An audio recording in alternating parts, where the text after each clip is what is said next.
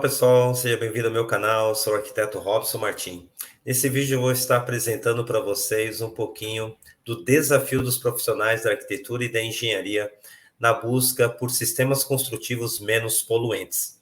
O arquiteto Luciano de Aguiar, da ITA Construtora, estará apresentando um pouquinho do portfólio desta empresa especializada há mais de 40 anos em projetos, montagens e construções utilizando madeira engenheirada. Se liga só.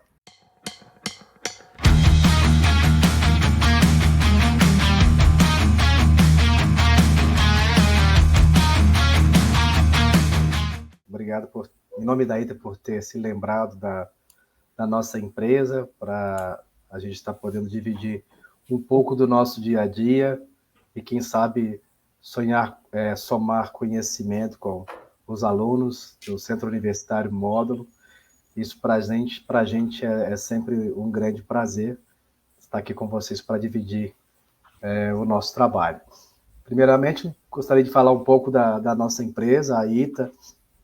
Nós estamos no mercado há 40 anos, na verdade 43 anos, e aí é mais para a gente ter um infonográfico dessa trajetória.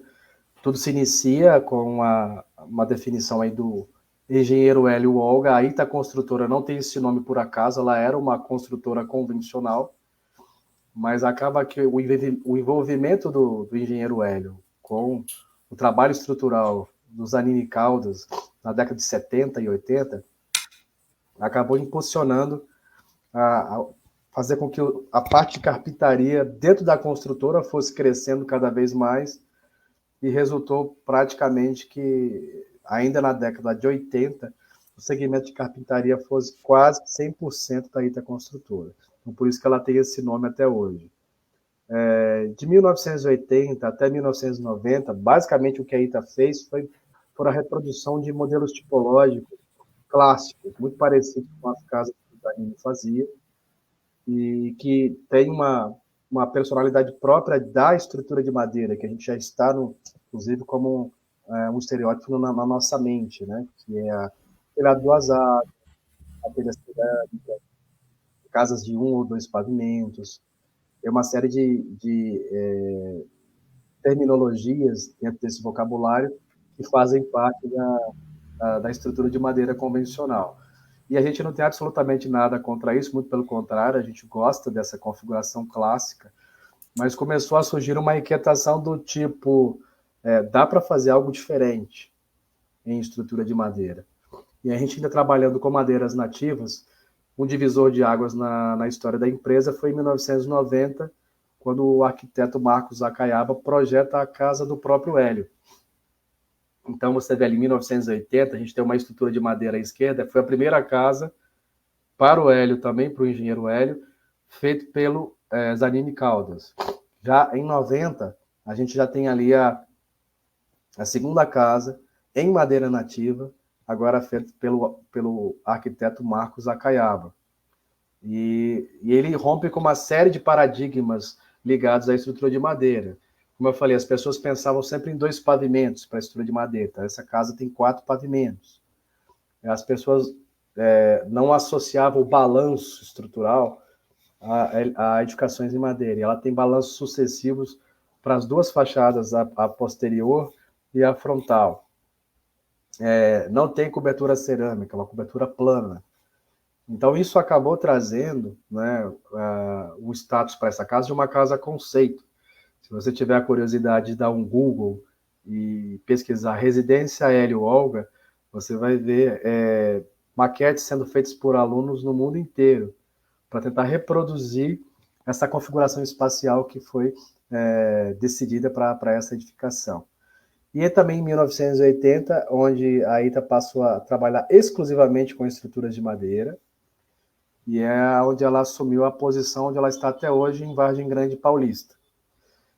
Nos anos 2000, pressionados até mesmo pela questão da necessidade de você ter maior escala de produção de material, e também por estar alinhado com as premissas ecológicas, a ITA foi migrando a sua plataforma, começou a iniciar essa migração da sua plataforma de matéria-prima de madeira nativa para a madeira de silvicultura, e nós fizemos a opção pelo eucalipto. É também nos anos 2000 que a gente introduz a modelagem tridimensional. Então, já aqueles modelos do Zanini, que eram todos feitos à mão, projetos à mão, a gente fez toda a transição da prancheta para o computador e depois do computador para o mundo realmente virtual, onde você modelava tudo em escala 1:1. E esse modelo tridimensional que a gente está vendo aí nos anos 2000, ele é vizinho da casa do engenheiro Hélio, é a casa do arquiteto Marcelo Aflalo, que é o presidente do Núcleo da Madeira, e ela é toda feita em eucalipto também. Então, tinha uma finalidade de mostrar para a sociedade profissional do segmento de construção civil que o eucalipto tinha, sim, uma possibilidade de ter uma finalidade mais nobre do que se limitar a celulose e carvão. Então, essa casa já tem todo esse apelo. Em 2010, a gente entra com a MLC em definitivo. Então, a gente, graças assim, ao avanço dos adesivos estruturais, que se tornaram eficientes para colagem em nível estrutural para madeiras de média densidade, então foi possível fazer a colagem do eucalipto de maneira qualificada. A madeira laminada colada, ela é uma patente que foi realizada na Alemanha há mais de 100 anos, mas sempre com colas fenólicas para colagem de madeiras de baixa densidade, como pinos, por exemplo. Então, esse tipo de material, né, que não é abundante no Brasil, que é um material exótico ao clima tropical, nem sempre tem a mesma resistência a ataque de xilófagos, de outros insetos, ou até mesmo de fungos, que são muito proliferantes no ambiente tropical. Então, são coisas que foram evoluindo e permitiram que a gente utilizasse a MLC. Também é um momento onde a modelagem tridimensional é agregada à produção CNC.